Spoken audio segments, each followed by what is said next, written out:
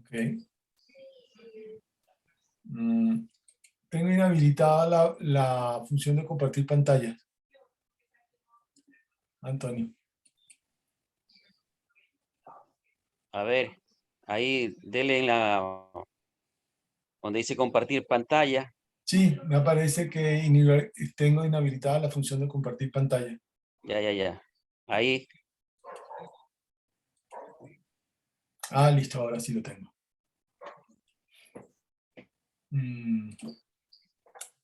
Ok. Creo que ahora la estamos viendo. Tengo que pedirles... Bueno, aquí hay una cantidad de cosas que no entiendo aquí. Bien, supongo que están viendo una pantalla con letras. Muchas letras. Bien. Hoy sufrí un pequeño desperfecto en mi pendrive y perdí la clase. Y no. Creo que logré recuperar una buena parte del asunto, y la parte que nos falta, pues se las voy a reponer, digamos que al final del periodo, en una pequeña sesión, si todos estamos de acuerdo. En todo caso, volvamos a donde nos habíamos quedado la última vez, que fue en esta diapositiva, en la cual mencionaba los diferentes mecanismos que se utilizan normalmente para hacer el control biológico por parte de los organismos que tienen habilidades como controladores biológicos. Entonces, teníamos que la antibiosis, la competencia, el parasitismo, la predación, la producción de enzimas degradadoras de pared celular, etcétera, etcétera, inducción de resistencia sistémica en plantas, eran más o menos pues los 6 mecanismos principales que se reconocen en el control biológico. Entonces, dándole alguna vuelta al asunto, pues ya con lo anterior dicho, quería enfrentarlos a esta interesante proposición de Zambugala y colaboradores del año 2020, que, traducido libremente por mí, dice: las aproximaciones al control biológico de las enfermedades vegetales incluyen cualquier reducción de la cantidad o el efecto de los patógenos, y entiéndase por efecto la actividad inductora de la enfermedad, que sea lograda induciendo mecanismos biológicos o por la acción de antagonistas naturales o introducidos, la cual ocurre por manipulación de microambientes para favorecer la actividad antagonista. Yo traté de respetar la estructura del original, pero como se pueden dar cuenta era una super oración compuesta, y pues ya estaba siendo bastante, digamos, osado al hacer la traducción y no dejársela en inglés, y no quería afectar el asunto. En pocas palabras, yo creo que de esta propuesta de Zambugala y colaboradores se desprende que todo lo que dijimos del control biológico puede ser visto ahora desde el punto de vista de lograr modificar microambientes, microclimas, ¿sí?, que favorezcan la actividad antagonista. Y la actividad antagonista es cualquier mecanismo que podamos obtener a partir de la presencia de un antagonista, bien sea natural o bien sea introducido. La semana pasada, cuando discutíamos algunos métodos de control biológico, recuerdan que había una bioaumentación y que había también la inoculación, etc. La bioaumentación va por este camino también, que uno tiene unos antagonistas naturales ocurriendo en un ecosistema y sencillamente hace cualquier truco que conozca, y cuando digo truco es altera alguna condición, favorece alguna condición ambiental que vaya a repercutir sobre el tamaño poblacional de los antagonistas que deseamos tener. ¿Bien? Entonces, yo quería complicarles ahora un poco más la vida. Porque si lo vemos desde el punto de vista ecológico, que era también un poco pues la intención de la tarea, nos encontramos con esto. A su derecha van a ver nuestro ya conocido triángulo de la enfermedad, ¿sí? con sus participantes. Aquí dije planta, perdón, aquí tenía que haber puesto hospedador. Pero la planta, el patógeno, que ahora lo vamos a llamar presa, ocurren en un ambiente y se genera la enfermedad, alguna cantidad de enfermedad. Pero, por otra parte, este patógeno, ¿sí?, en un sistema paralelo, en un universo paralelo, ¿sí?, que es este triángulo azul, que llamamos tamaño poblacional, dentro de en ese mismo ambiente, este patógeno puede ser la presa de un predador, y ese predador va a ser nuestro controlador biológico. Entonces, ¿qué va a ocurrir? Que en la medida que el predador en este ambiente sea capaz de disminuir o afectar el tamaño poblacional del patógeno, este cateto que está acá, que estoy marcando ahora, ¿sí?, va a disminuir, pero ese cateto está compartido con este cateto que tiene que ver aquí con el triángulo de la enfermedad. Por lo tanto, la enfermedad se va a ver reducida, bueno, por una disminución del patógeno. Este es el gran, digamos, la gran conclusión a la que yo he llegado después de años de estar jugando y viendo y tratando de entender este fenómeno, ¿sí? Básicamente tenemos dos fenómenos que están unidos por algo en común, que es la presencia de un patógeno que, cuando está jugando del lado rojo, del lado de la enfermedad, es un patógeno y es el predador de la planta, pero cuando está jugando del lado azul y juega simultáneamente del lado azul, es la presa de un controlador biológico.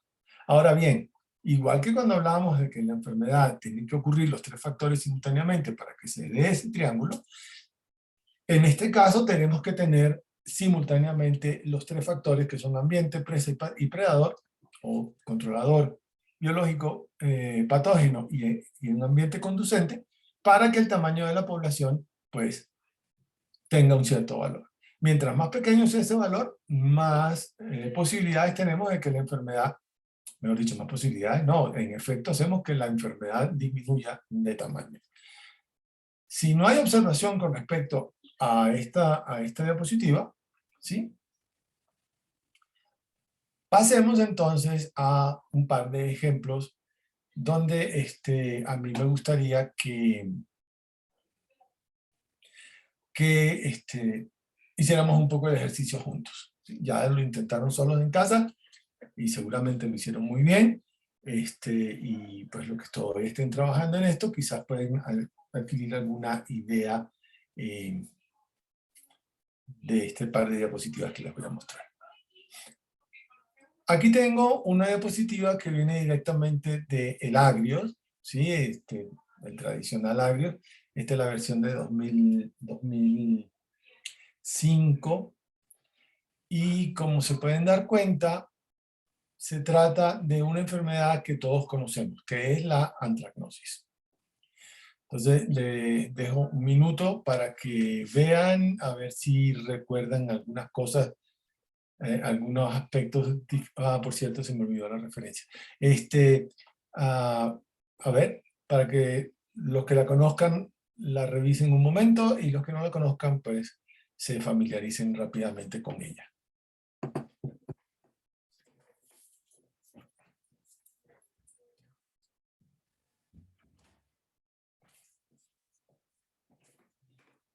Aquí. Perfecto. Listo. ¿Alguna observación? ¿Algún comentario?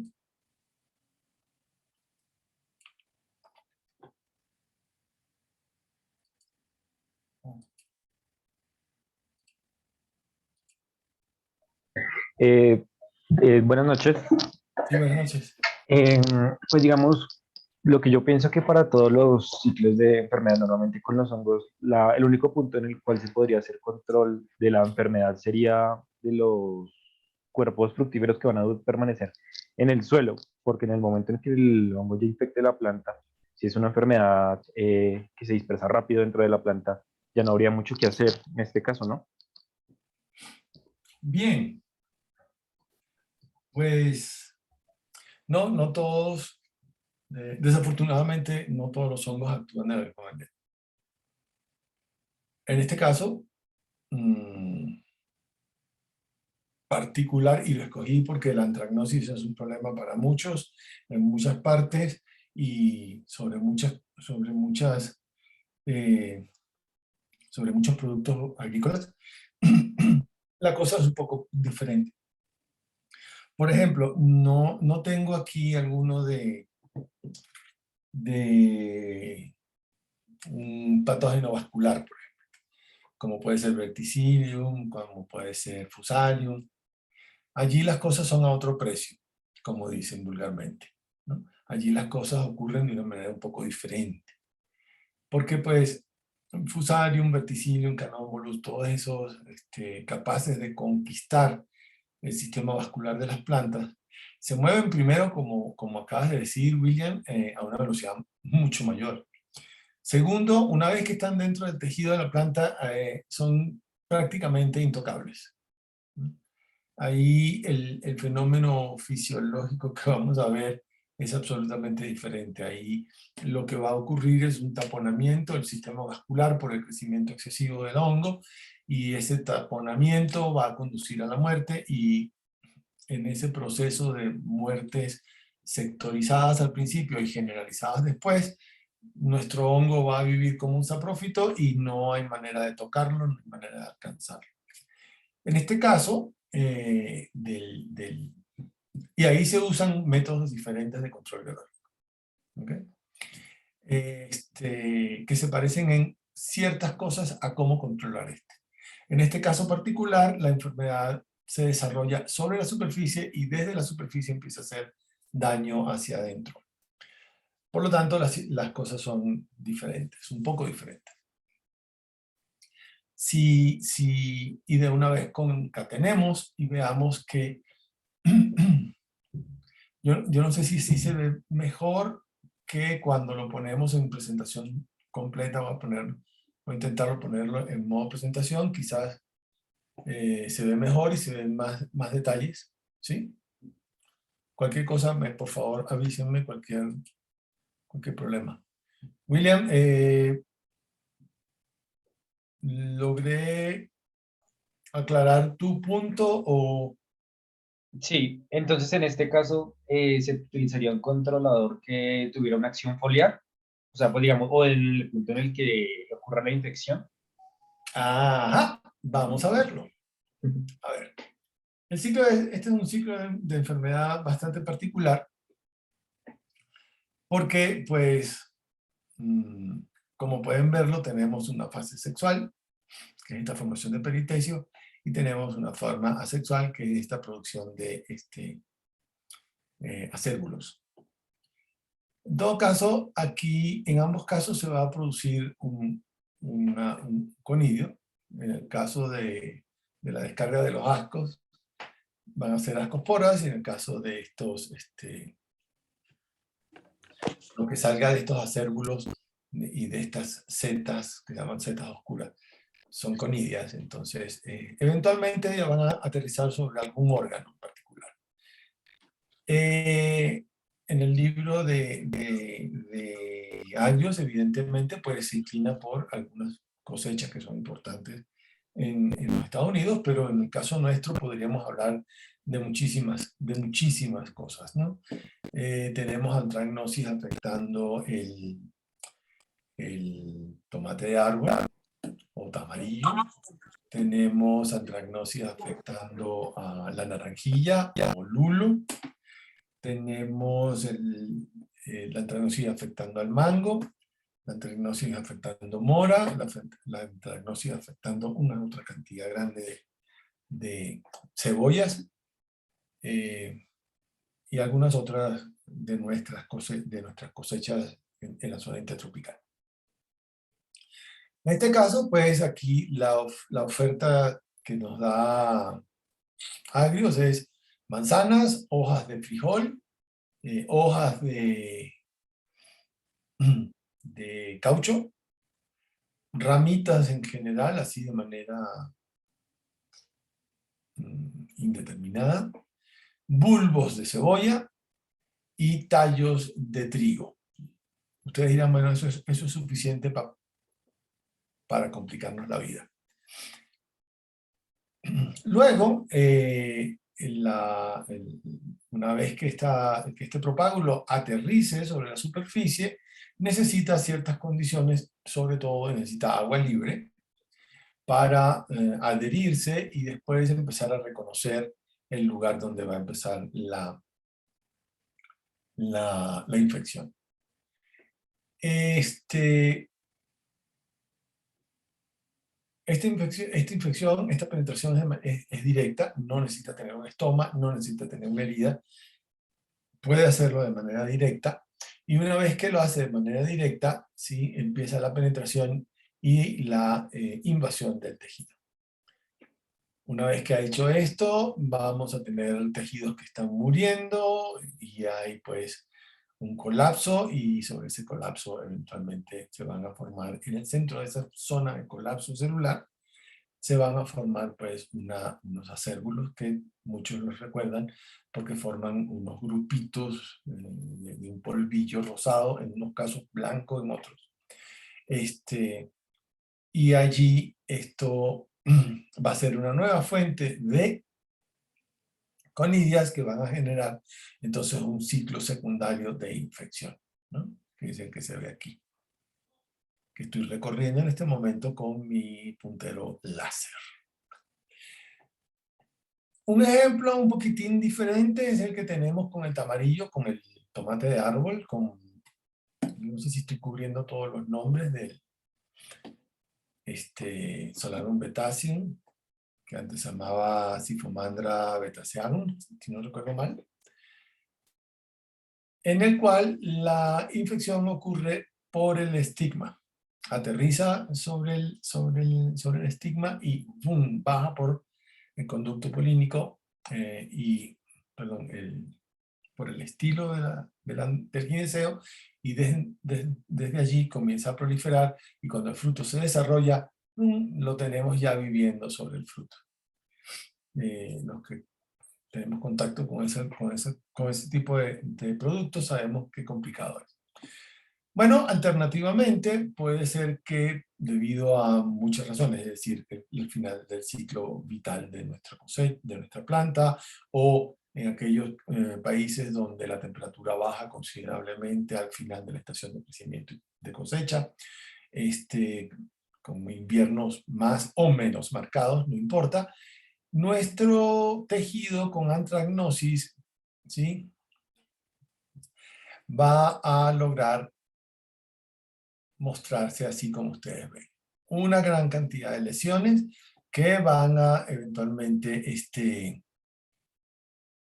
producir que el tejido, que la planta muera, empieza a podrirse, en algunos casos empiezan a haber unos chancros bastante notorios,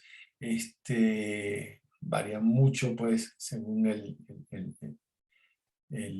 la cosecha que tenemos. Entonces aquí tenemos antragnosis del trigo, el smudge, no me acuerdo cómo se traduce smudge, son como partes, imagínense una cebolla que tiene partes como blandas, así como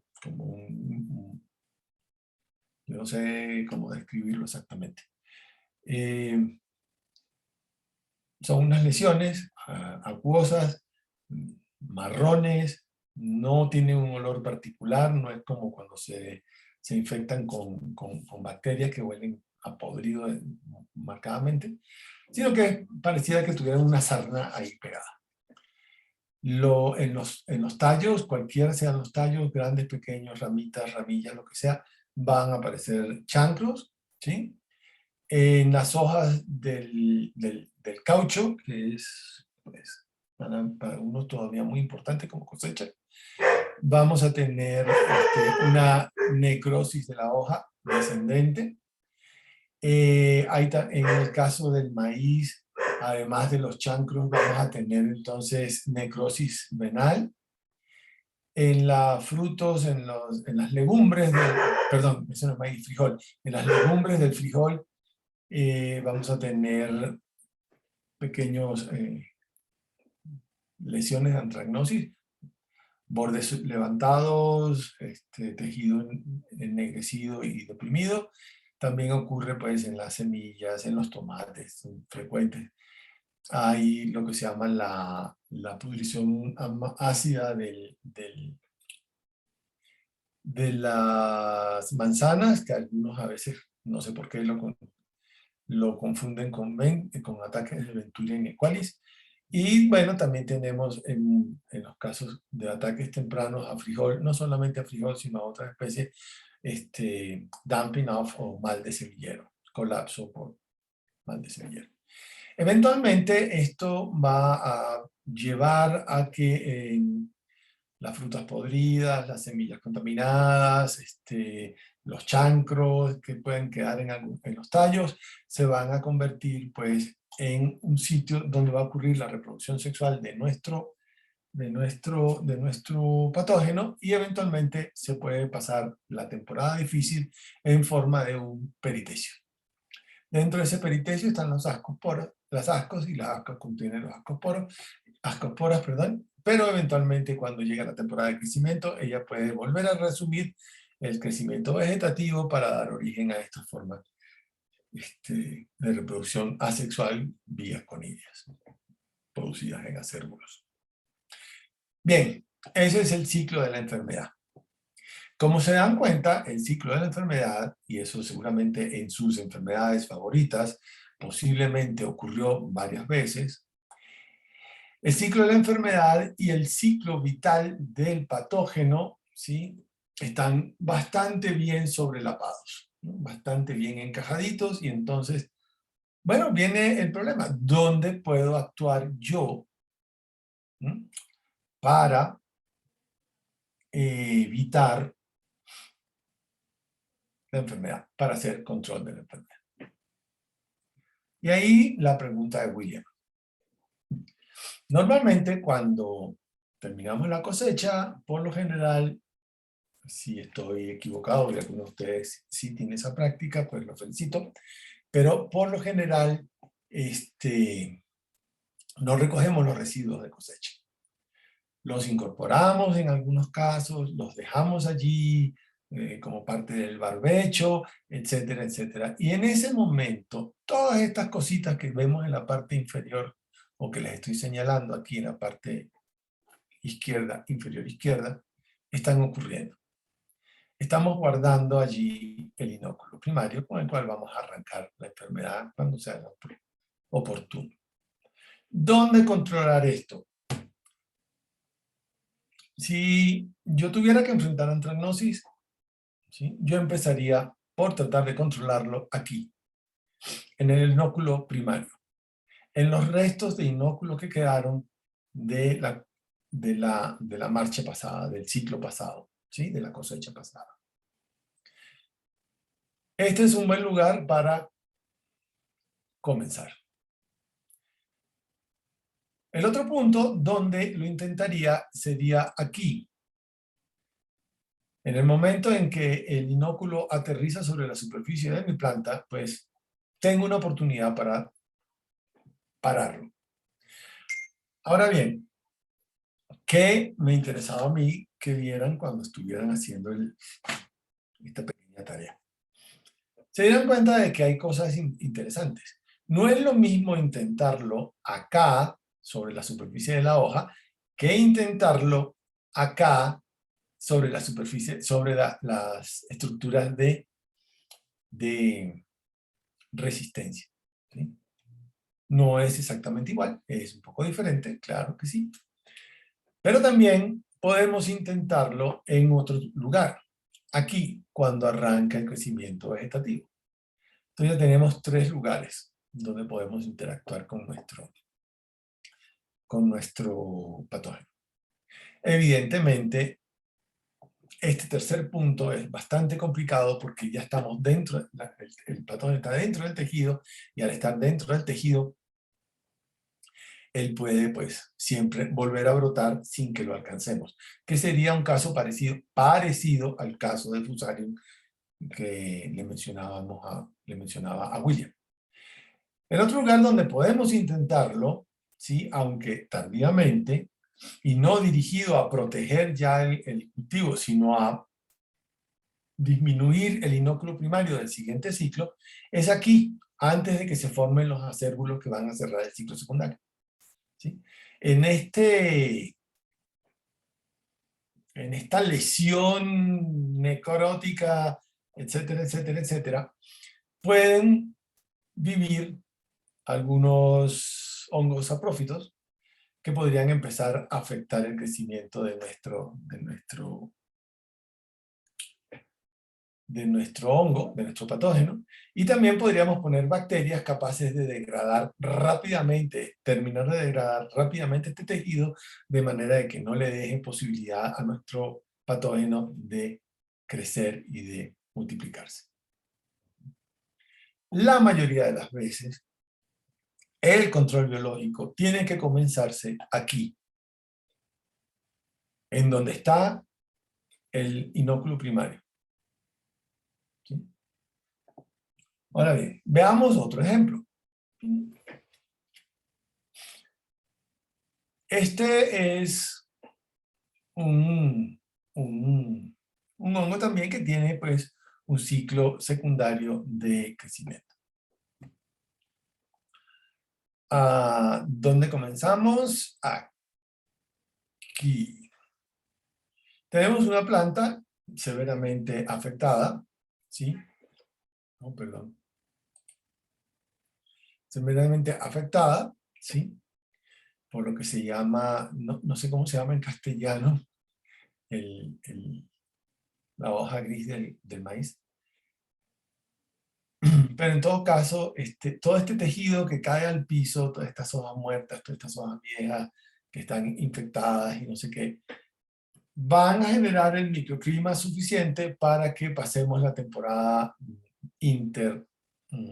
intercultivo, bien sea por invierno, bien sea porque lo dejamos en barbecho. Y entonces, sobre ese tejido muerto, este hongo que,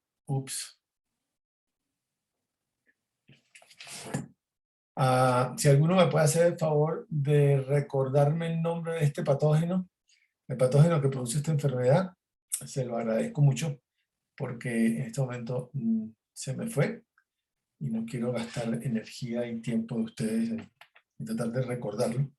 En todo caso, no nos importa mucho el nombre, este patógeno es capaz de sobrevivir en este tejido, en este desecho de la cosecha y producir esporas, ¿sí? Esas esporas se van a liberar temprano en el siguiente ciclo de cosecha, van a aterrizar sobre las hojas y va a comenzar entonces el proceso de germinación y penetración, ¿sí?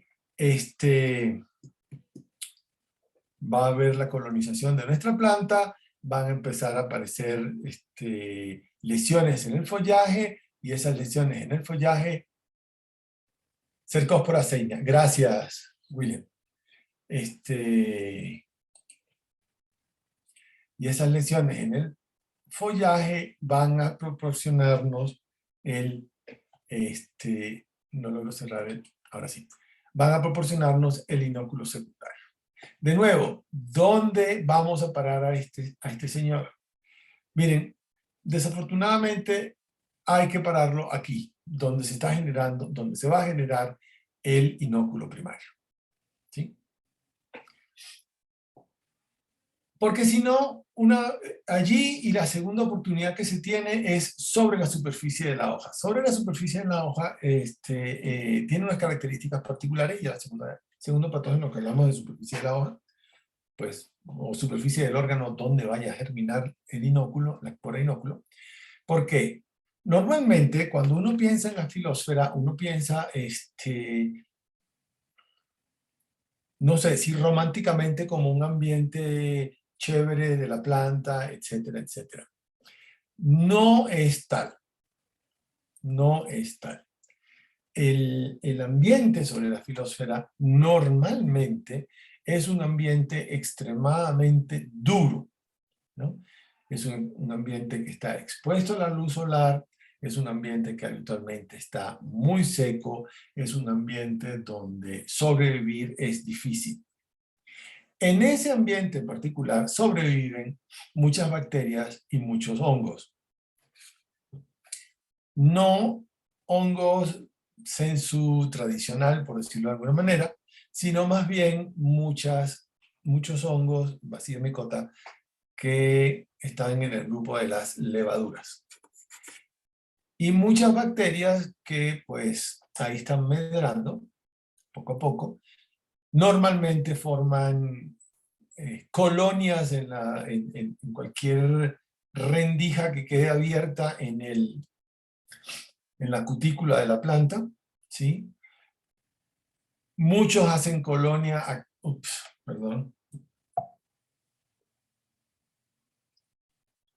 sus colonias aquí en las axilas, que suele ser un poquito más amigable el ambiente, y desde allí pues suelen recolonizar la hoja muchas veces. La biología de la filosfera es una biología muy interesante.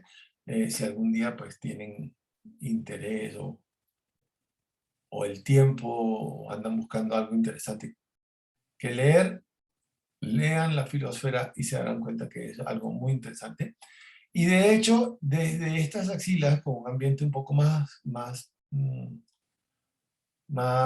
benéfico, menos agresivo, desde allí se puede reconquistar la filosfera con organismos con actividad biocontroladora. Sin embargo, evidentemente, cuando Cercospora está largando sus esporas para que aterricen sobre la superficie de la planta, estamos en un momento muy particular, y ese momento muy particular es, por lo general, cuando hay una alta humedad ambiental. Es decir, muchos conocemos áreas donde cuando se siembra el maíz, por ejemplo, se siembra con la entrada de aguas en algunos lugares, y eso significa que hay mucha agua cayendo sobre el tejido vegetal, hay mucha agua sosteniéndose sobre la hoja, a pesar de que la cutícula evacúa mucha del agua, ¿sí?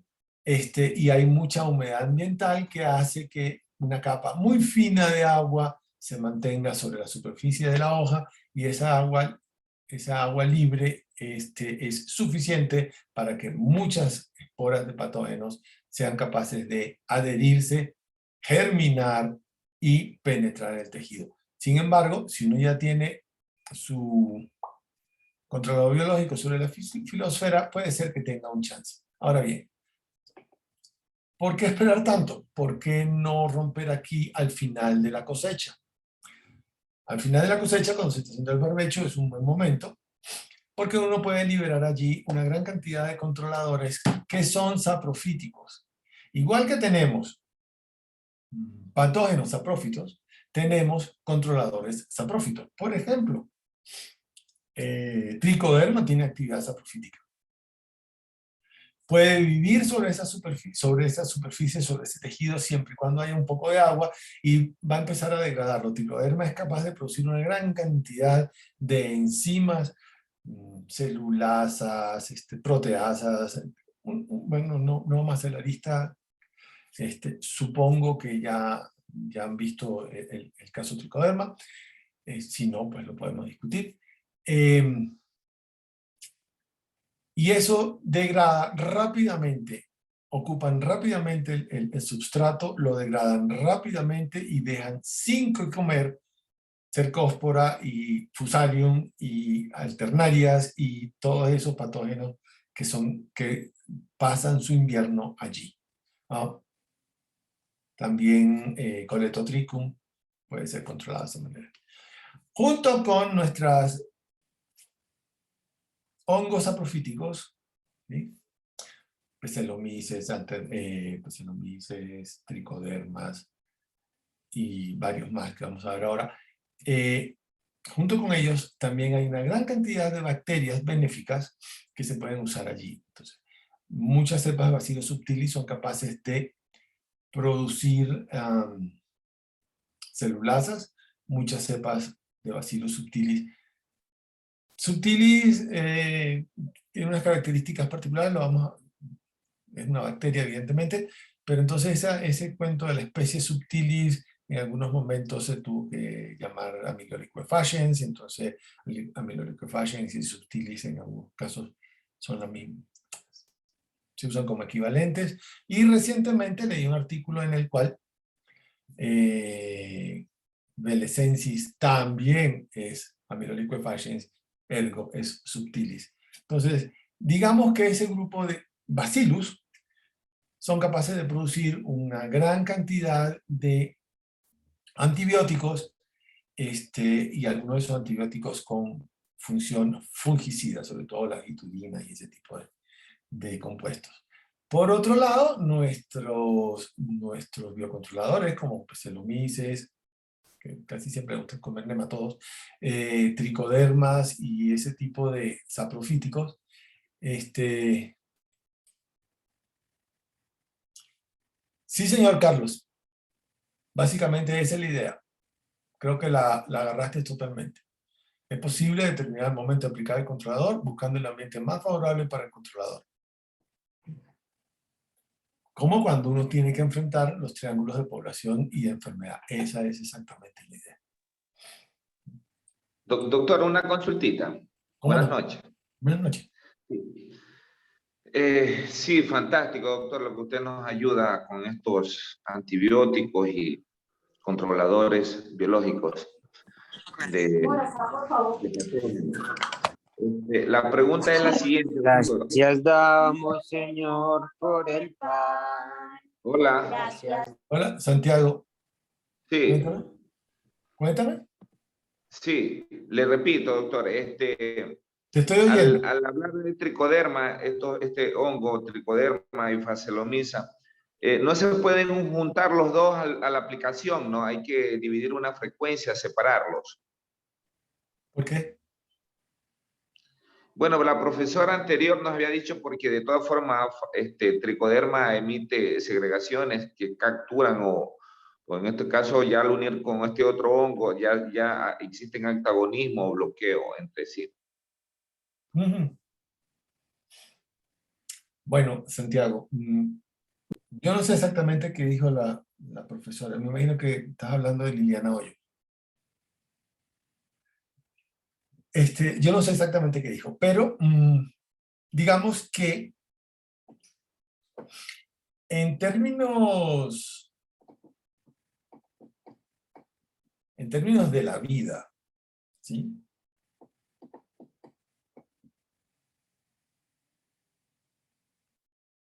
¿Cómo es la vida normalmente? Cuando tú tienes un cultivo, a ver, alguien mencionó banano hace un rato, volvamos al banano. Cuando uno tiene bananos, ¿sí? Uno está produciendo bananos, o uno está produciendo maíz, uno está produciendo papa, uno está produciendo cualquier cosa. Los seres humanos que interactuamos con ese cultivo, no todos hacemos exactamente las mismas cosas, ¿sí? Cada uno tiene una función, ¿sí? Hay un gerente de la producción y ese gerente toma decisiones basado en información que le traen los ingenieros de campo. Digamos, si estamos hablando de una cosa, una explotación muy grande, si es una explotación más pequeña que es manejada solo por un ingeniero, ese ingeniero tiene que ir a buscar información en el campo, traer la información, sentarse a pensar y ver qué va a hacer, y entonces tiene que dar órdenes a los aplicadores, tiene que dar órdenes de fertilización, órdenes de aplicación, etc. Evidentemente, si todos caemos en el campo en el mismo momento, posiblemente vamos a empezar a molestarnos unos con otros, eso es verdad. Pero salgamos de ahí. ¿Qué pasa con el suelo? Si uno toma una porción de suelo y la estudia, y estoy hablando solamente de las cosas que puede cultivar e identificar con facilidad, se va a encontrar que hay una gran cantidad de hongos, bacterias, nematodos, insectos, larvas. Ahí vive una gran cantidad de gente, perdón, de organismos. ¿Eh? ¿Qué va a pasar? Cada uno tiene su función dentro de ese ecosistema, de ese sistema, ¿verdad? Igual que en la plantación, cada uno tiene su función. Cada uno cumple con su función. Igual que en la plantación, cada uno cumple con su función. Cada uno va a dejar un subproducto de haber estado allí, de haber hecho cumplido su función, igual que en la plantación, cada uno va a dar un subproducto. Y al final vamos a tener un resultado. En el caso de una plantación vamos a tener una producción o no, ¿sí?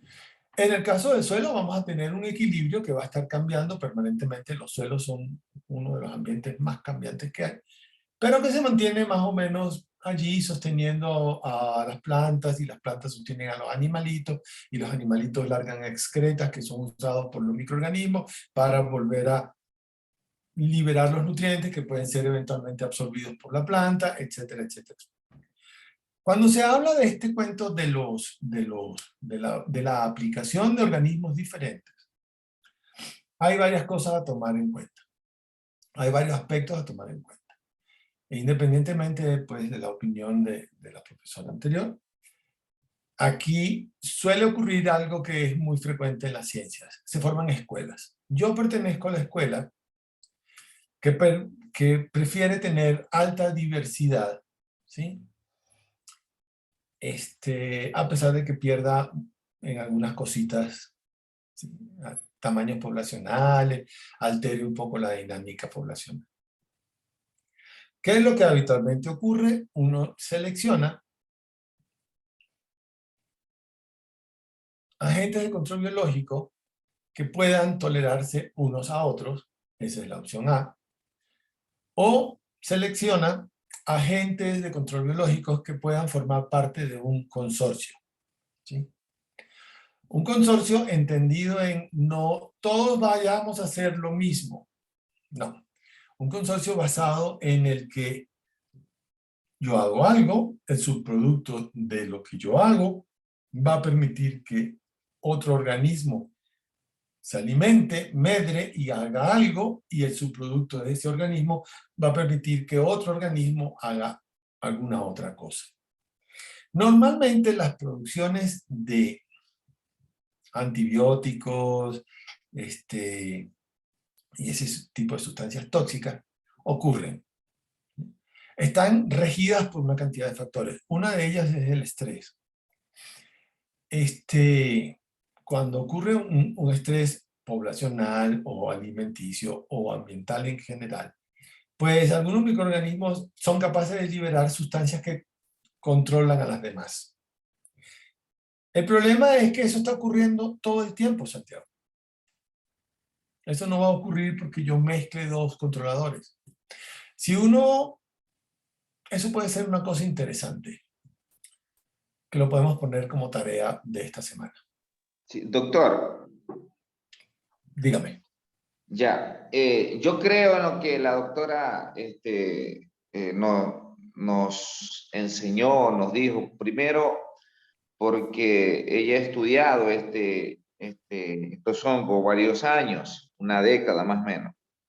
Y segundo, no solo eso dijo, también dijo que es importante la aplicación después de las 2, 3 de la tarde, cuando ya ellas se puedan adaptar en la noche, donde el clima sea mejor. Entonces, estas dos cosas, cuando nosotros tenemos un laboratorio donde trabajo para el cultivo de la propia, para abastecer el propio cultivo. Y hace 2 o 3 años nosotros hacíamos solo tricoderma y aplicábamos solo tricoderma. Y por la falta de operatividad lo hacíamos por horas extra, en la tarde, las 3, 4, 5, 6 de la tarde. Y nos fue muy bien, entonces por eso continuamos más y continuamos más hasta llegar a tener 2 o 3 controladores biológicos. Y por ganar operatividad, economía, los mezclamos. No se ven los mismos resultados. Ya estudiando ahorita este diplomado y escuchando a la doctora, a mí me coincide. Claro. Que no debemos mezclarlo y que debemos aplicarlo en la tarde, porque así ya lo hacíamos y actualmente no tenemos las mismas respuestas como hace 2 años.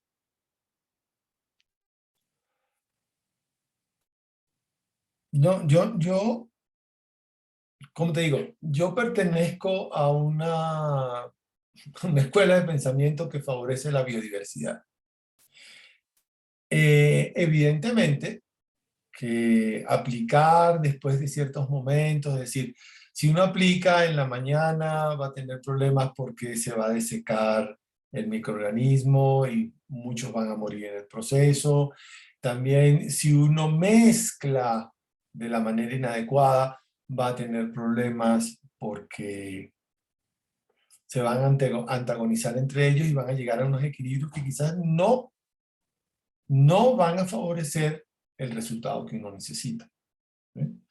Para ello, básicamente lo que hay que hacer es pararse un momento, revisar con cuidado lo que está ocurriendo, ver cuál es el factor que está causando el disturbio y entonces, en lugar de mezclarlos y hacer aplicación junta, utilizarlos como utilizamos cualquiera de los controladores de síntesis química.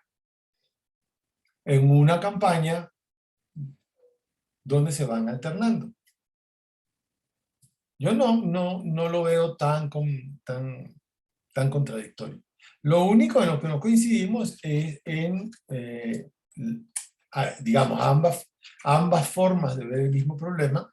Lo único en lo que no coincidimos es en que algunos preferimos, ¿sí?, utilizar mezclas. Mezclas que ataquen a diferentes niveles el problema, ¿sí? Si usted puede tener un microorganismo que degrade rápidamente la celulosa y tiene un microorganismo que puede vivir allí y utilizar toda esa celulosa que se está degradando para liberar glucosa y es capaz de utilizar esa glucosa para crecer y saturar el ambiente rápidamente, que uno excluya al otro no es ningún problema. Lo único que uno tiene que hacer es afinar la mezcla para obtener el resultado que anda buscando, el resultado que desea tener, ¿no?, de control de lo que, pues, del patógeno que quiera eventualmente proteger. Yo no lo veo en particular muy complicado. Doctor.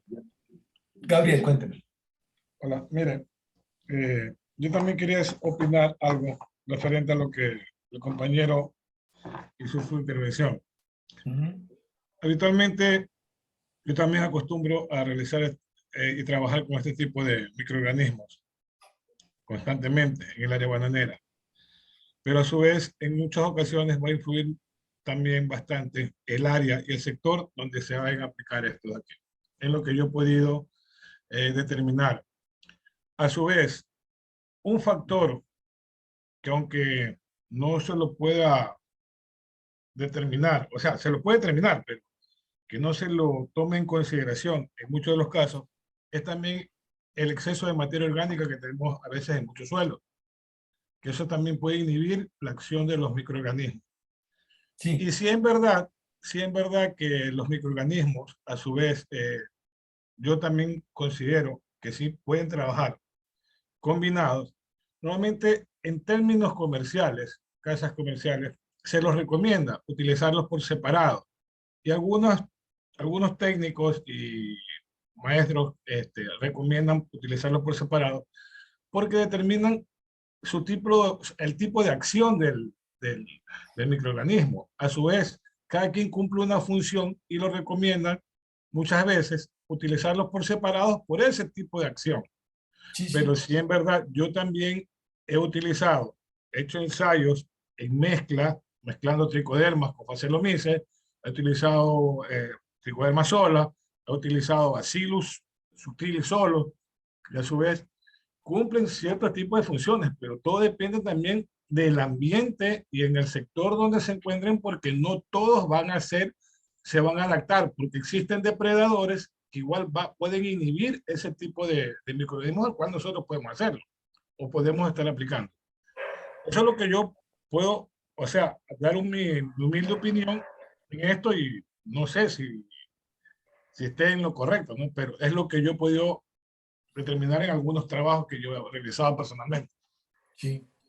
Gabriel, lo que yo veo de la experiencia que nos transmites es que, de nuevo, la propuesta que les traduje en las primeras diapositivas, donde el microambiente, el microambiente sí, donde vamos a hacer la aplicación tiene mucho que contar, tiene mucho que decir. Porque ese microambiente no es nada más un problema del microambiente en términos de factores abióticos como humedad, disponibilidad de nutrientes, etc. Sino que también hay una colonia, una comunidad, ¿sí? Con muchas poblaciones bacterianas y fúngicas que vive allí. Si uno tiene, como observaste en las aplicaciones, si uno tiene una gran cantidad de materia orgánica, lo más probable es que tenga una sólida comunidad microbiana. Y cuando uno introduce cualquier microorganismo a esa comunidad microbiana, las cosas se complican un poco porque nuestro microorganismo tiene que luchar contra toda una cantidad de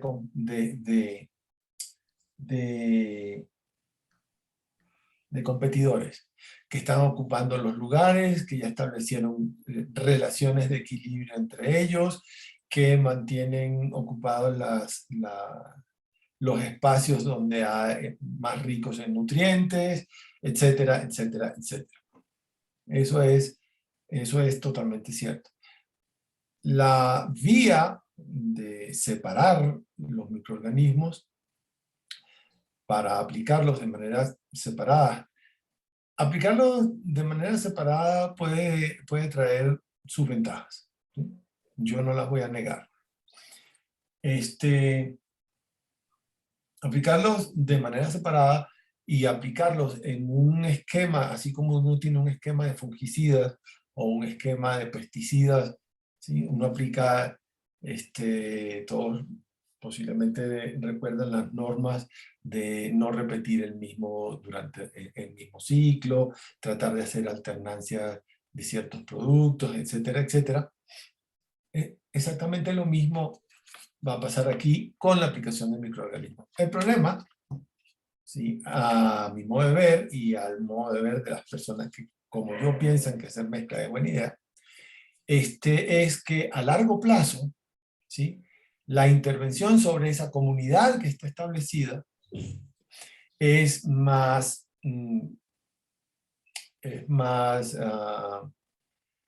no sé si decirla, disruptiva y desordenante, porque sencillamente uno introduce un microorganismo, un tricoderma, por decir cualquier cosa, y ahí comienza el tricoderma a crecer, a utilizar los recursos y empieza a tratar de conquistar espacios y a conquistar, etcétera, etcétera. Y eventualmente contra él va a reaccionar la comunidad. No, un tricoderma no es inmortal, no es Superman, ¿no? Y si fuera Superman, pues existiría en alguna parte una kriptonita. Yo les puedo decir por experiencia propia que el tricoderma puede ser controlado por bacterias del suelo, tricoderma puede ser controlado inclusive por algunas cepas de bacillus, ¿sí? Pero si uno se toma el trabajo de revisar los antagonismos antes de largarse al campo, uno puede tener mejores resultados. No voy a decir que a todo el mundo le van a funcionar porque, vamos, estemos claros, el uso de microorganismos son organismos vivos entrando en una comunidad de organismos vivos que tienen unas normas de funcionamiento muy particulares y unos equilibrios muy particulares, ¿no? Lo puedes ver en una misma plantación, como lo acaba de decir Gabriel. Puedes tener diferentes sitios donde funciona bien y sitios donde no funciona bien. Para ello, entonces, de nuevo, viene observar, determinar dónde puedo hacerlo de una manera y dónde puedo hacerlo de otra manera. Ahora, la recomendación esa de hacerlo cuando el sol, digamos, la incidencia de luz solar es menor, hacer las aplicaciones en momentos en los que la temperatura no vaya a bajar abruptamente, etcétera, etcétera. Hacer las aplicaciones en momentos en que no esté todo el material reseco, entonces que nuestro microorganismo se vea expuesto a eso. Hacer las aplicaciones en los momentos apropiados en términos de cómo está la comunidad del suelo, cosa que es casi imposible de determinar. Siguen siendo absolutamente válidas. Absolutamente válidas. Y por otro lado, pues miren, Esto es tan simple como que si a usted en su sistema le funciona mejor hacer un esquema de aplicaciones donde hay alternancia, plieguese a él. El asunto es que actualmente cuando uno empieza a revisar los productos, y eso es lo que estoy pensando que puede ser una buena tarea para esta clase de hoy, revisar en los productos que están disponibles en el mercado, cuántos vienen con un único microorganismo y cuántos vienen con mezclas de microorganismos, y se van a sorprender de encontrar cosas como que, por ejemplo, con frecuencia uno consigue productos que tienen Bacillus subtilis y Pseudomonas sp. No tiene que necesariamente ser pútida ni alguna de esas cepas superpoderosas. Cuando uno, por ejemplo, consigue algunos productos a base de tricoderma, se puede encontrar con que tiene Harcianum y Viridens. Y en algunos casos puede conseguir unas mezclas un poco más agresivas, hasta de 3 o 4 cosas. De hecho, más que para los hongos, para las bacterias, el uso de consorcios es bastante más aceptable y bastante más recomendado que el uso de cepas aisladas. Cepas mágicas, no existen soluciones mágicas en la biología, porque desafortunadamente o afortunadamente, cada vez que uno interviene en el suelo, haga lo que vaya a hacer, haga lo que hiciere, ¿sí? Uno cambia inmediatamente la estructura de la población de microorganismos en el suelo y se llegan a nuevos equilibrios. Y esos nuevos equilibrios, pues, uno trata de que sean lo más biodiversos posible, de manera de que un posible patógeno o un posible indeseable, microorganismo indeseable, sea controlado simplemente por el número de todos los demás. Se establezcan competencias por alimentos y se establezcan competencias por espacios y se establezcan todas las competencias que haya que establecerse, de manera que los patógenos no avancen en el proceso. Y la otra cosa es que un asunto es tratar de curar una plantación y otra cosa es mantener bajo control biológico a la población de patógenos que están allí o que pueden estar llegando, porque siempre están llegando. Siempre hay una lluvia de inóculos que vienen de otras plantaciones cercanas, o pues hay microorganismos que llegan a América del Sur desde el Sahara, se vienen con los vientos esos que se desatan y traen la arena del desierto que va a caer sobre la Amazonía después. Allí vienen muchos microorganismos, algunos de esos pueden ser patógenos, algunos de esos no. Muchos de ellos están controlados por la gran cantidad de microorganismos que viven en los suelos de la Amazonía, pero que son los que son responsables de la fertilidad de la Amazonía, por cierto. Bien, a ver, son las 7:07 según mi reloj. No sé si paramos 10 minutos o qué propone Antonio o qué proponen ustedes.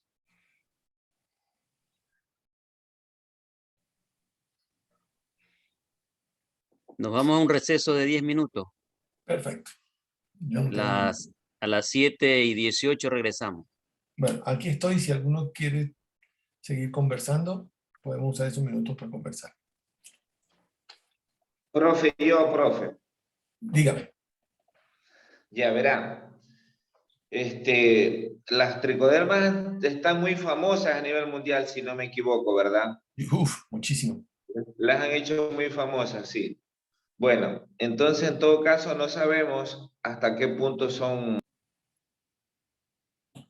Bien. Entonces, habiendo discutido nuestro asunto, veamos por qué, y eso tiene que ver un poco con lo que discutíamos en el receso, por qué funcionan nuestros microorganismos.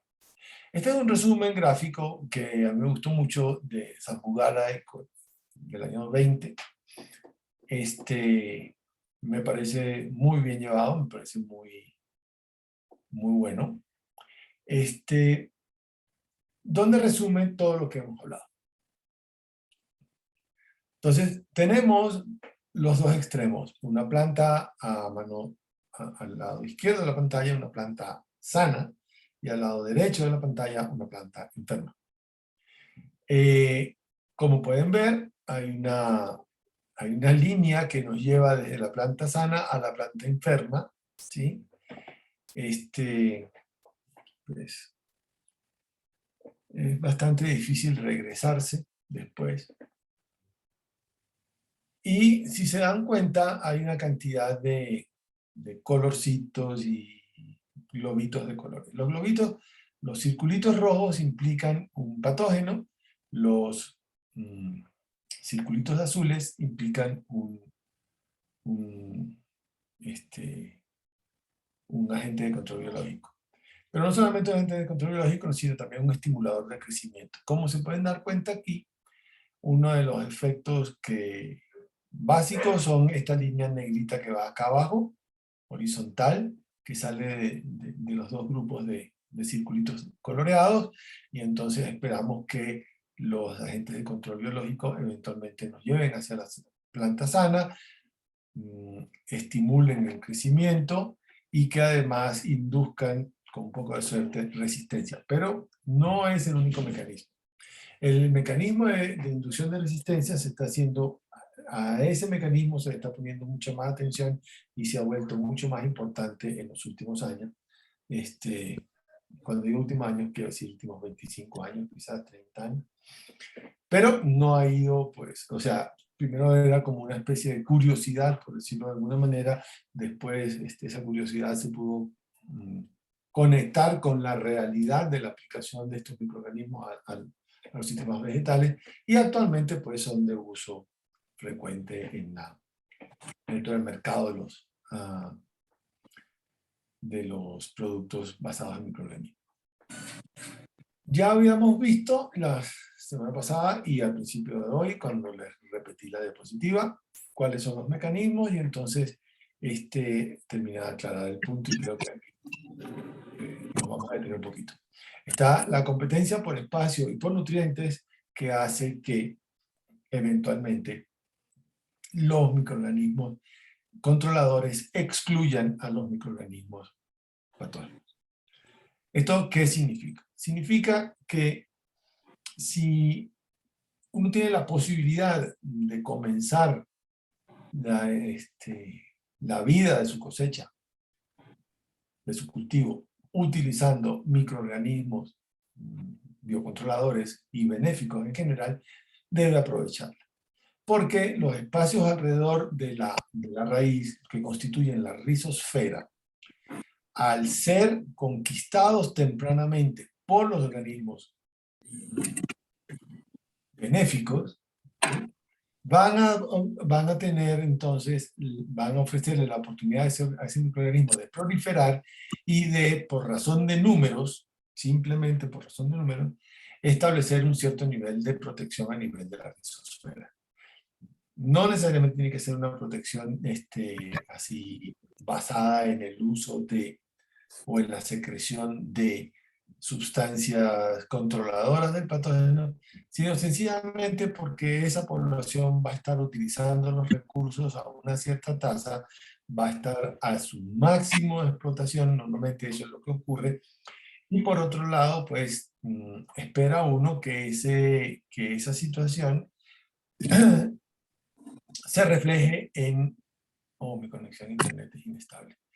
Se refleje en la salud de la planta, ¿sí? Si tenemos muchos microorganismos viviendo en la rizosfera, muchos estarán muriendo y al morir liberarán nutrientes que pueden ser utilizados por la planta, y eso hace pues que el proceso de exploración de la planta sea menos complicado. Por otra parte, muchos de estos organismos biocontroladores también son capaces de sintetizar hormonas vegetales como el ácido indolacético, y me imagino que recordaremos que el ácido indolacético es una auxina, y las auxinas se caracterizan por estimular la formación de raíces adventicias. Y entonces, si tenemos un árbol radicular el cual fue estimulado para dividirse y producir muchas raíces adventicias, entonces la exploración del suelo y la extracción de agua y nutrientes del suelo va a ser más eficiente. Por otro lado, y esto es algo que para mí no está del todo claro, debo reconocerlo, lo he conversado con algunos colegas y algunos, de nuevo, se plantea el asunto de como que hay algunas sombras en el punto. Algunos suponen que la presencia de un árbol radicular mucho más amplio, inducido por la presencia de auxinas, también va a favorecer el establecimiento de relaciones micorrízicas. Y ya pues, esto es otra historia del cuento de las micorrizas, pero recuerden que las micorrizas entonces es el establecimiento de una relación hongo-planta. Hay varios tipos que no la voy a visitar en este momento, pero que traen como consecuencias una cantidad de cosas interesantes. Es decir, en 1 centímetro cúbico de suelo uno puede llegar a tener algo así como 100 metros de micorriza explorando y extrayendo nutrientes, en particular fosfatos, que pueden ser intercambiados por productos en la raíz. ¿No? Es así como una gran extensión y un gran incremento de la capacidad de la raíz para explorar el suelo y para extraer cosas, nutrientes y agua. Evidentemente, esa es una relación simbiótica, pues como todas las relaciones biológicas, tiene unos ciertos límites, ¿sí? Y se rompe muy fácilmente, sobre todo cuando fertilizamos con abonos ricos en fósforo. La otra característica que está muy relacionada con estos microorganismos biocontroladores es su capacidad para hacer micoparasitismo, es decir, para colonizar y extraer nutrientes del cuerpo de otros hongos. En el caso de Tricoderma es famosísimo, como lo mencionaba Antonio. Hay muchísimas especies dentro del género Tricoderma y muchas comparten la característica de hacer micoparasitismo, ¿no? La hifa se enrolla sobre la hifa del otro parásito y logra pues penetrarlo y establecer austorios, que son pues, proyecciones celulares que entran en las células del organismo a ser parasitado y se le empiezan a robar los nutrientes a ese microorganismo.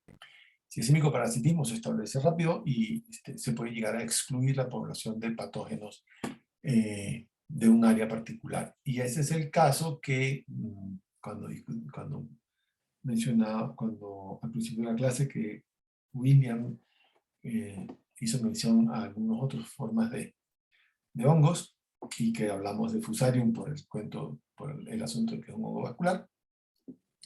Ese hongo, esta es una buena forma de comenzar la vida de las plantas, ¿sí? Ponerlo hongos capaces de hacer micoparasitismo sobre el Fusarium antes de que el Fusarium logre encontrar la planta. Ahí hay otra cosa de la cual casi nunca hablamos, porque estamos casi utilizando los controladores biológicos como si fueran pesticidas, biopesticidas, pero recuerden que siempre la aparición de raíces secundarias implica para la planta un trauma, es decir, la raíz secundaria se empieza a generar en el periciclo del sistema vascular y empieza a protuir hacia el exterior, evidente, no hay protusión hasta el interior, perdonen, empieza a protuir y en el proceso de protuir va rompiendo el tejido y va generando muerte celular, y esa muerte celular larga las señales que atraen a muchos hongos y bacterias indeseados, ¿no? Entre las bacterias famosas, Agrobacterium tumefaciens, que ahora tiene otro nombre, ahora se llama Rhizobium rhizogenes, y entre los hongos, pues, Verticillium y Fusarium detectan esa señal y por puro quimiotropismo se orientan hacia la raíz. Por eso es bueno tener entonces el micoparásito ya trabajando en el área para evitar disminuir el inóculo del patógeno. Otras cosas interesantes que tienen, otro mecanismo interesante que tienen los controladores biológicos es la producción de enzimas hidrolíticas extracelulares. Y aquí no solamente vamos a recordar a la quitina, ¿no? A la quitinasa, que no es una función simple, ¿no? La quitinasa tiene, o sea, la actividad es la quitinasa, pero hay una serie de moléculas enzimáticas diferentes que tienen que actuar en una cadena. también tenemos una actividad muy interesante que es la actividad celulasa, ¿no? Entonces, restos de materia orgánica rica en celulosa, etcétera, etcétera, son degradados por estas enzimas y eso libera entonces el azúcar que puede ser utilizado. En el caso de la actividad quitinasa se libera azúcar, pero también se libera una cierta cantidad de nitrógeno que es muy importante, ¿no? Para aquellos que no lo recuerden más que por falta de uso que por otra cosa. Recuerden que la quitina y la celulosa se parecen mucho, lo único que cambia es la interacción, la forma en que se enlazan las moléculas de glucosa, y que la quitina tiene adicional unos grupos amina pegados en cada uno de los monómeros. Por otro lado tenemos pues la que a la gente le gusta mucho, que es la antibiosis y la secreción de metabolitos. En ese caso sí hay una gran variedad de antibióticos. Y cuando digo antibióticos digo cualquier cosa que produzca la muerte de un ser vivo, ¿no? Pueden ser toxinas, hay toxinas que desestabilizan la membrana, abren poros en la membrana, y al abrir un poro en la membrana el contenido celular se escapa, y al escaparse el contenido del citoplasma, pues todo se desordena y sencillamente el organismo muere, ¿no? No es precisamente lo más frecuente en términos de controladores, pero puede ocurrir. Algunos producen alquilsorcinoles y cosas así. La mayoría produce más bien antibióticos de naturaleza peptídica. En ese caso, tienen un papel muy importante péptidos los llamados no ribosomales, que permiten formar unas estructuras muy particulares que eventualmente van a desestabilizar la membrana. Y recuerden que para los seres vivos las membranas cumplen una gran cantidad de funciones, y si uno las altera, las desestabiliza y se rompe la diferencia de potencial osmótico y de presión entre el interior y el exterior de la célula por lo general lo paga con la muerte, ¿sí? Estos son entonces los mecanismos principales de los que les quería hablar. No recuerdo, sí, la inducción de resistencia, como les dije, últimamente se hace mucho más importante. Y esta vía, no sé si lo vieron con la profesora Liliana Hoyos, pero esto es todo un sistema de regulación hormonal muy interesante, y entonces nos obligó a los que nos gusta la fisiología vegetal a entender el papel de los hasmonatos y los salicilatos como hormonas y transmisoras de información a lo largo del cuerpo de la planta, sobre todo el ácido jasmónico, que nos permite tener una respuesta de resistencia inducida, es decir, ocurre antes de la exposición al patógeno. La que ocurre después de la exposición al patógeno vía respuesta hipersensible, la llamamos respuesta sistémica adquirida. Es como muy parecido a una vacuna. Bien, ¿no? Algo. Aquí está. Esta diapositiva muestra algunos de los productos más populares en el mercado internacional, por decirlo de alguna manera, de microorganismos benéficos, de hongos con actividad biocontroladora. Quizás algunos de estos están familiarizados, quizás no. No todos se usan en todos los cultivos, algunos solo se utilizan en cultivos en invernadero, y otros se utilizan para cultivos particulares, qué sé yo, Botrytis rosa, por ejemplo, el mal de semillero, esclerotinia, esclerotinia minor en algunos sistemas, etcétera, etcétera. Fíjense que aquí tenemos a la izquierda el agente de control. El producto registrado está en la segunda columna. Y luego el patógeno blanco y los manufacturadores. Las personas que lo fabrican. ¿Quién lo fabrica? Tenemos entonces Ampelomyces quisqualis, que es el famoso AQ10 para control de mildio polvoso, igual que el Anthracocistis floculosa, ¿no? Que antes se llamaba Pseudosima floculosa, que es el famoso Sporodex L. Ambos, sí, necesitamos un puntero. Están aquí encabezando la lista, el control de mildio polvoso.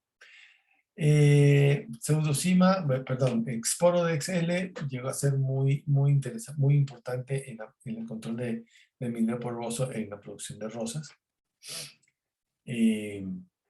Luego tenemos otra levadura que es Candida oleófila, con el famoso Aspire, diseñado para enfermedades post cosecha, diferentes enfermedades post cosecha. Tenemos lo que ahora llamamos Paraphosphopheria minitans, que antes se llamaba Coniotridium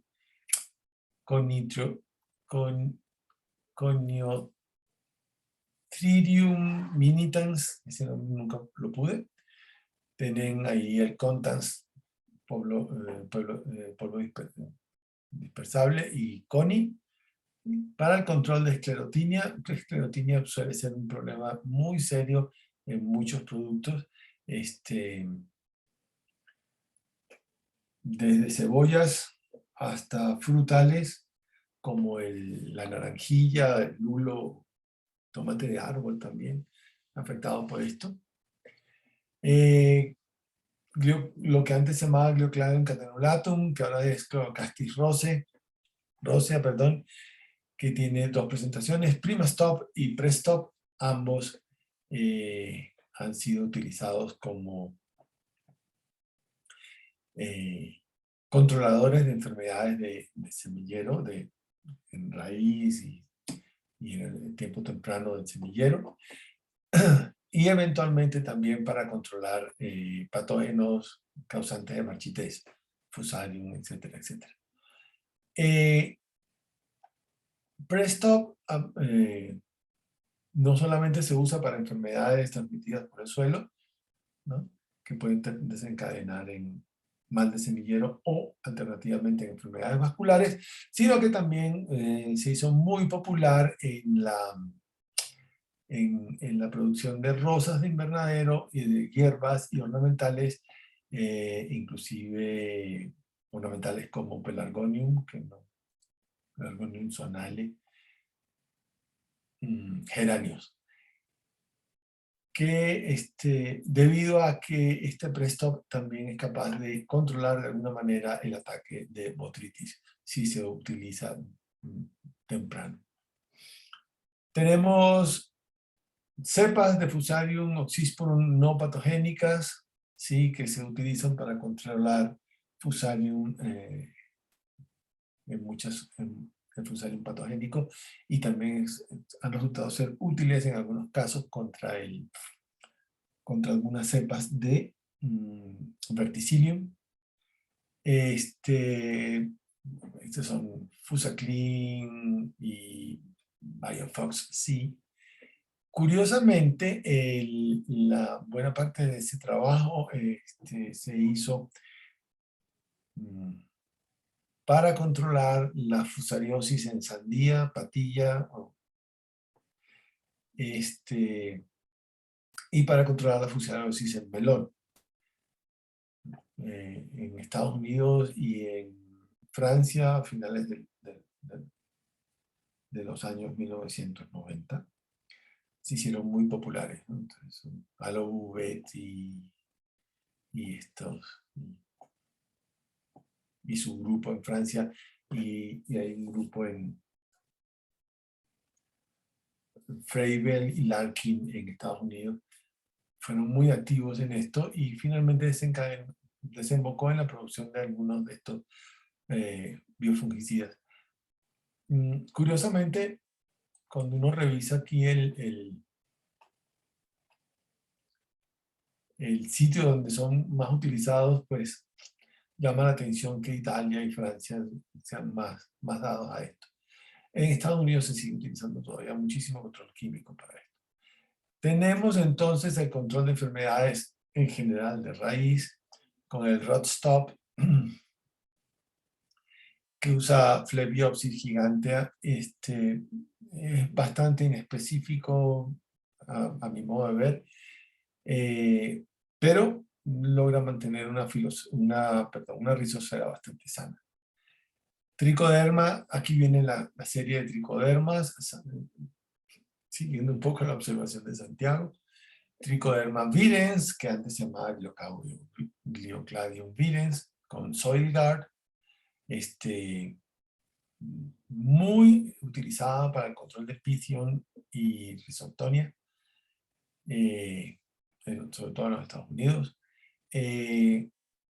Está otro tricoderma que es Halcyanum, que es Root Shield, ¿sí? También para Pythium, Fusarium, Rhizoctonia, Cialabiopsis, Cylindrocadrium.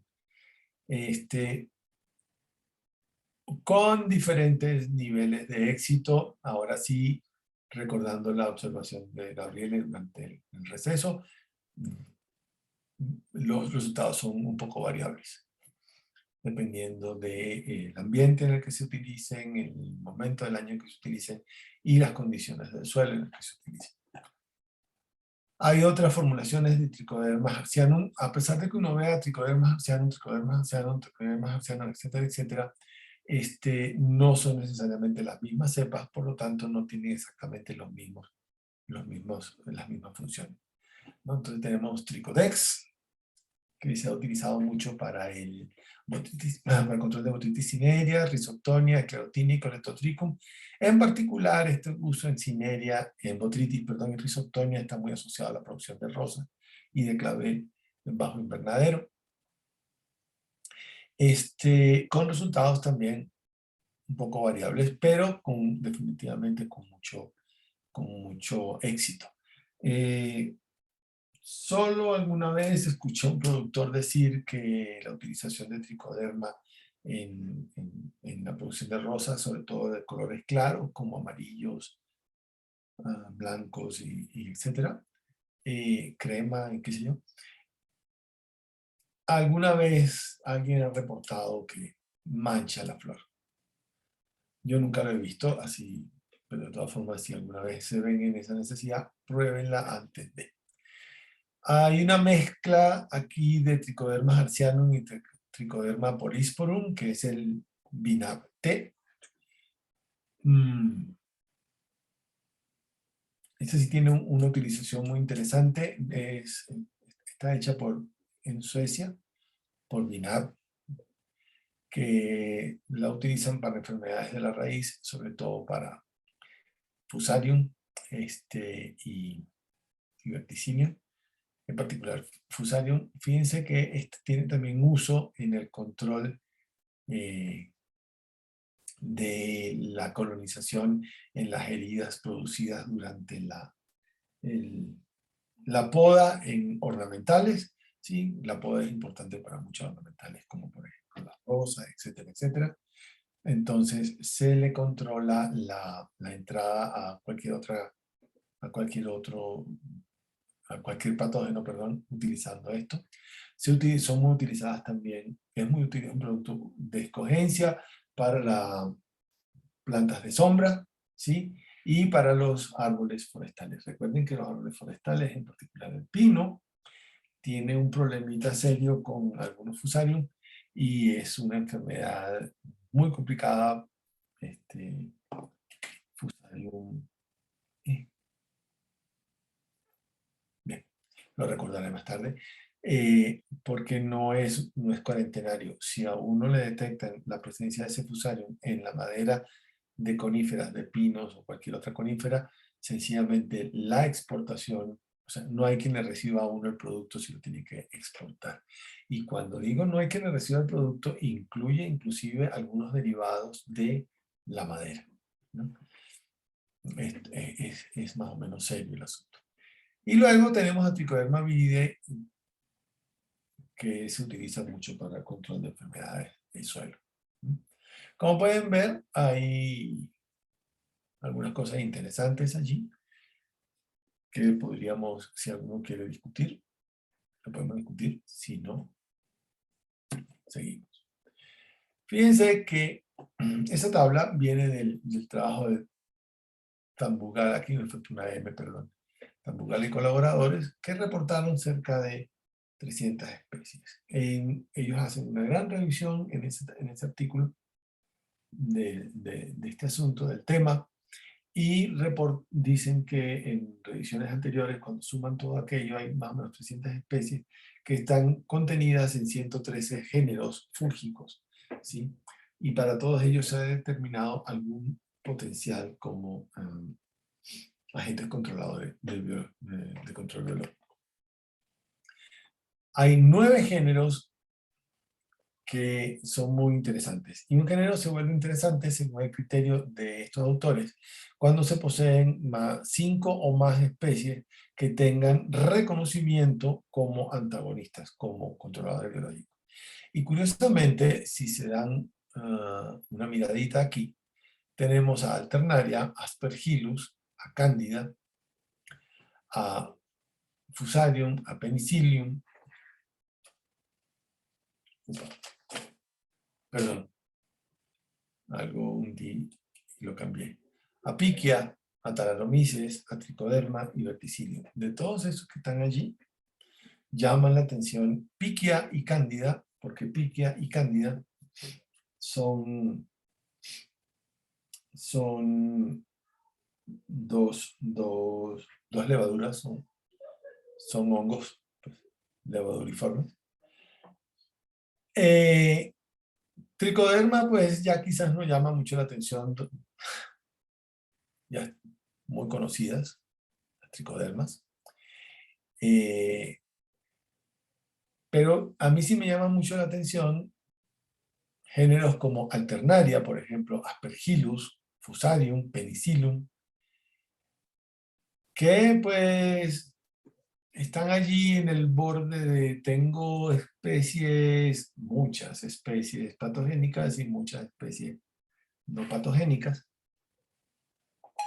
y pasan, en particular en el caso de Fusarium, pasa que hay aislamientos que son patogénicos y aislamientos que son no patogénicos, y esos aislamientos no patogénicos son los que se utilizan, igual que en el caso de Alternaria. Aspergillus y Penicillium son muy agresivos en términos de lo que hacen en el suelo, ¿no? Y lo que hacen normalmente sobre las plantas y sobre las filósferas. En particular, Penicillium es famoso por la producción de, pues, se llama Penicillium porque de ahí salió, perdón, la penicilina se llama penicilina porque fue aislada originalmente como un producto del metabolismo de un penicilio, ¿no? Claro, los penicillium actuales para producir penicilina no tienen nada que ver con el original. Ese tendría un efecto más o menos discreto, pero pues fue por muchos años el antibiótico de escogencia para casi todas las enfermedades de los seres humanos, ¿no? Aspergillus, pues tiene sus cosas interesantes. Aspergillus es un gran productor de actividades celulolíticas y además es un gran productor de toxinas, igual que Alternaria, de toxinas y de otro tipo de antibióticos de naturaleza peptídica. Verticillium también es muy interesante. Verticillium, no todos los géneros son patogénicos, ese, a diferencia de Fusarium, Albuatrum siempre es patogénico y y Verticillium lecani, por ejemplo, no es patogénico nunca. Ese está bastante bien separados. De la lista, como les escribo allí, Tricoderma es muy interesante porque incluye 25 especies que tienen reconocimiento como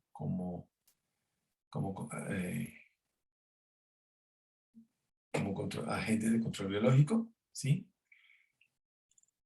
Y pues ese comentario que les hice sobre las especies que me llamaba la atención se ve respaldado cuando uno se da cuenta que Alternaria, o llama la atención que Alternaria, Botrytis, Coletotrichum, Fusarium, la Lasiodiploidea, Penicillium, Phytophthora, Sclerotinia y Verticillium son los géneros a los cuales se les reconoce la mayor cantidad de especies patogénicas y aislamientos patogénicos, ¿sí? Y contra esos es que se hace el mayor esfuerzo tratando de controlar los ataques. Hay una serie de otros hongos que no se mencionan, pero quizás fueron más importantes antes que ahora, sobre todo cuando en la década de los 90 del siglo pasado se hizo popular un producto basado en estrobirulinas, ¿sí? Que eran producidos por Strobulus sp, un basidiomicota que es aprofítico y que pues alguien notó que era capaz de excluir todos los hongos a su alrededor y se aisló el principio activo, una molécula muy particular que se pegaba a una enzima de la cadena respiratoria, entonces ese era su efecto. Evidentemente, como muchas otras cosas, se abusó de su uso y ahora pues estrobilurina no es precisamente una molécula de escogencia para muchas cosas. Forma parte de algunos esquemas de pesticidas, pero no es muy frecuente, o por lo menos no en el medio donde yo me muevo o donde yo me movía, porque la resistencia a ese antibiótico se obtenía con una mutación genética. Entonces, bastaba con que la mutación ocurriera y ya perdía efectividad la molécula, que es uno de los riesgos grandes cuando uno usa el principio activo. Cuando uno utiliza el agente de control biológico, las cosas son a otro nivel porque se producen muchas moléculas diferentes que actúan en muchos lugares diferentes. Entonces, un controlador puede estar produciendo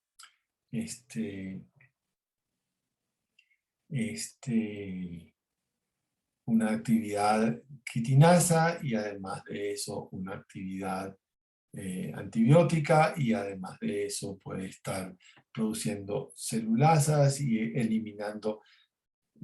restringiendo el acceso del patógeno eventualmente a fuentes de energía, y entonces contra eso es mucho más difícil defenderse. Además hay muchas pequeñas otras moléculas que producen los hongos que tienen diferentes actividades sobre el metabolismo de sus eventuales géneros patógenos a ser controlados, y que llevan como pues resultado que sea más difícil obtener resistencia contra ellos.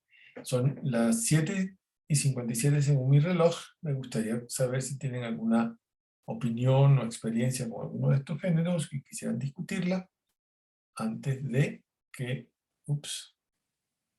se nos cierre la hora de clase. Y le quería mostrar algo a Santiago que lo tenía para la discusión, pero ya quedó para el último tramo del módulo, y era esto que está aquí.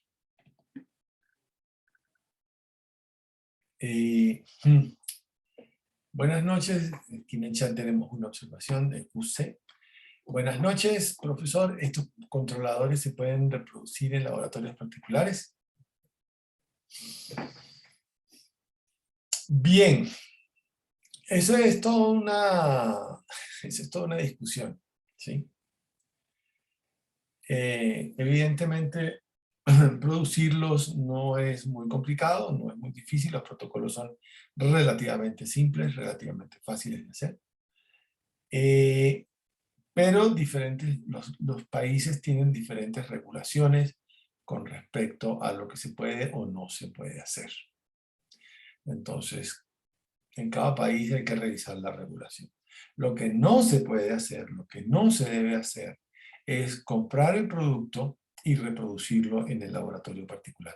Eso definitivamente sí está prohibido en todas partes, porque rompe con las leyes que protegen la propiedad intelectual de los desarrolladores de los productos. Por ejemplo, yo no puedo comprar Tricodex, a pesar de que conozca la forma de hacerlo, prepararme unos medios de cultivo, aislar algunas cepas, probarlas y después entonces empezar a producirla masivamente, aunque sepa cómo hacerlo. Eso creo que está prohibido en todas partes. Lo que varía un poco, ¿sí?, es que en algunos países la legislación lo permite y en otros países la legislación no lo permite. Es que yo puedo, si tengo un laboratorio particular registrado, es decir, tiene supervisión del Estado, me imagino,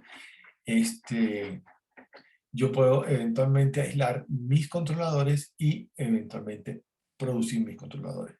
Siempre y cuando logre demostrar que no hay normas, ¿sí?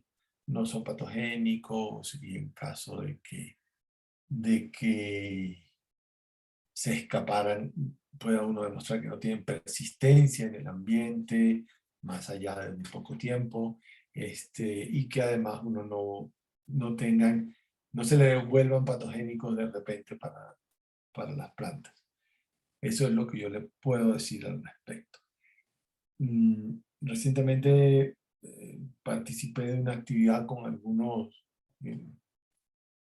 relacionada con la producción de bioinsumos, en fermentación, qué sé yo, y esa es la gran discusión. Hay países donde es un poco más simple, hay países donde es menos simple, hay países donde hay como vacíos legales que la gente explota para hacerlo. Hay como caminos por donde se pueden transitar, pero yo no sé exactamente cómo es en cada país. Y cuando digo caminos que se pueden transitar es dentro de la legalidad, ¿ok? Pero en principio, ahora, si me preguntan en términos técnicos y en términos biológicos, no es muy difícil producir ninguno de estos microorganismos. Tanto los buenos como los malos. Es decir, cualquier estudiante de biología que haya tomado 2 cursos de microbiología le puede decir cómo se hace. Cualquier estudiante de bacteriología o ese tipo de... La entidad que controla esto en Colombia es el ICA. Es un poco complicado porque aquí en Colombia, igual que pues creo que eso también nos afecta al Ecuador y al Perú y a Venezuela también, del tiempo del mercado común andino. Sigue estando dentro de la normativa los protocolos de Cartagena.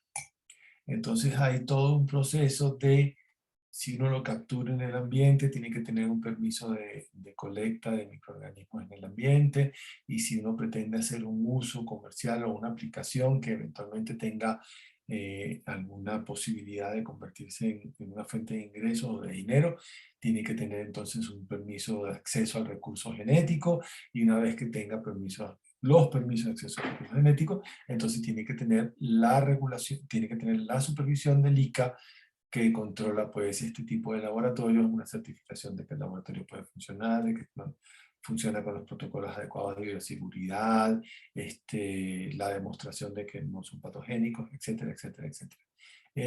La ley es un poco complicada, tiene toda la razón de serlo, evidentemente.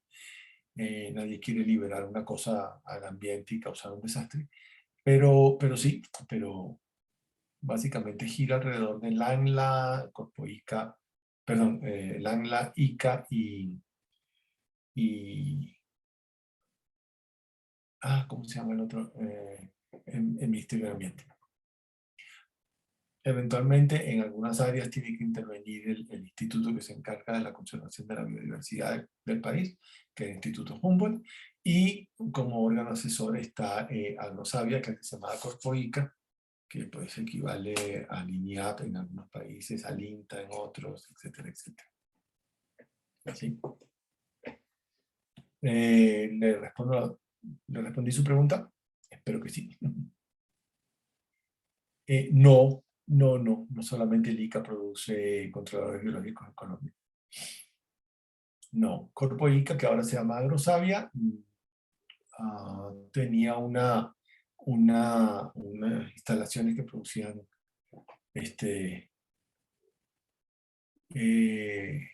buenas noches, William, y gracias por asistir. Corpo ICA tenía unas instalaciones que producían biológicos. La Federación Nacional de Cafeteros tiene ahora también una serie, una entidad que produce biológicos también. Hay productores pequeños que están autorizados, o sea, laboratorios privados que están autorizados a producir biológicos. Life Systems, si todavía está por ahí andando, porque creo que estaba como de capa caída, producía biológicos de muy buena calidad, debo decir. No estoy haciendo propaganda, pero me gustaban mucho sus productos. Y hay algunos otros pequeños productores que están autorizados, registrados y autorizados por los organismos reguladores y se consiguen productos, sí. Creo que Santiago levantó la mano y Gabriel también tiene la mano levantada.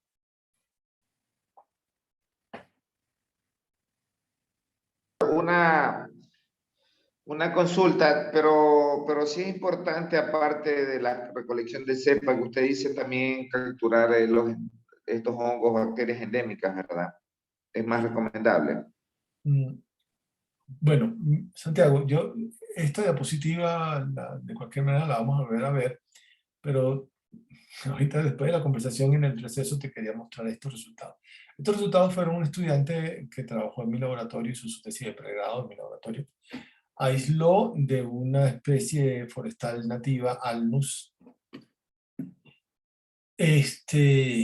algunos hongos endófitos, y entre esos endófitos aisló estas 3 cepas en particular de tricoderma. Una era Arundinaceum, sí. Otra era Ovalisporum y otra es Atroviridae, como puedes ver en la columna de la izquierda. En la parte superior de la imagen puedes ver 1, 2, 3, 4 diferentes especies de hongos, ¿sí? Que ella los probó, ella los probó, ¿no? Entonces tiene Rhizoctonia solani, perdón, de derecha a izquierda, Rhizoctonia solani, Fusarium oxysporum. El primero era Alternaria astormeri, y, no, pues tengo problemas. Y el segundo es Botrytis cinerea. Puedes ver el control del hongo, del patógeno creciendo en la primera línea, y puedes ver el efecto de cada uno de los 3 aislamientos de tricoderma, las 3 especies de tricoderma, sobre las 4 especies de hongos, ¿no? Entonces, Atroviridae evidentemente es mucho más agresivo que otros, ¿no? Porque como se puede ver, crece sobre el patógeno, no importa cuál de los patógenos sea, y produce, no solamente restringe el crecimiento, sino que restringe el crecimiento y hace micoparasitismo, y eso pues lo vimos en el microscopio, pero también se puede denotar por la presencia de estas pústulas verdes acá, que siempre están en el lado izquierdo de las cajas de Petri, ¿no? Estas pústulas significa que allí está fructificando, está esporulando tricoderma sobre el cuerpo del otro. Evidentemente, pues hay algunos hongos más resistentes que otros, como Rhizoctonia resultó ser más difícil de controlar que, por ejemplo, no sé, Botrytis, o que inclusive el mismo Fusarium. Sin embargo, uno puede notar, si uno camina de derecha a izquierda para cada especie de tricoderma, veamos por ejemplo el E1, cuando se enfrenta a Stromeria o a Cinerea, a Botrytis o a Fusarium o a Solani, el color de la colonia cambia y eso significa que está cambiando el metabolismo de la colonia como respuesta al enfrentamiento a este hongo en particular, ¿no? Y uno puede ver que eso se repite ahora si va de arriba hacia abajo, en una misma columna, uno puede ver que las coloraciones parecen estar afectadas. No importa la especie de tricoderma, la coloración parece estar afectada por el hongo patógeno que está controlando. La forma de crecimiento de la tricoderma cambia dependiendo del hongo patógeno que está controlando, pero estos 3 especies de tricoderma, en los resultados de mi estudiante, eso hace 16 años ya, resultaron ser muy buenos en este sentido, y además ella probó otras características del hongo. No vamos a discutir en este momento, pero este Ovalisporum fue muy interesante. Primero, porque no había un reporte de Ovalisporum para Colombia, y segundo, porque resultó ser bastante bueno controlando patógenos, y tercero, pues era capaz de degradar celulosa a una velocidad monstruosa y de solubilizar fosfato, ¿sí? Entonces, pues, en algún momento consideramos que podría ser una bonita colección de hongos para introducirlas en un biofertilizante más que en un agente de biocontrol, aprovechando la capacidad biocontroladora pues, marginalmente. Por diversas razones eso quedó hasta allí, pero quería solo mostrarte esto por el comentario que intercambiamos con respecto a la cepa de tricoderma. Sí, Esa era la única Jorge, pregunta. Dígame.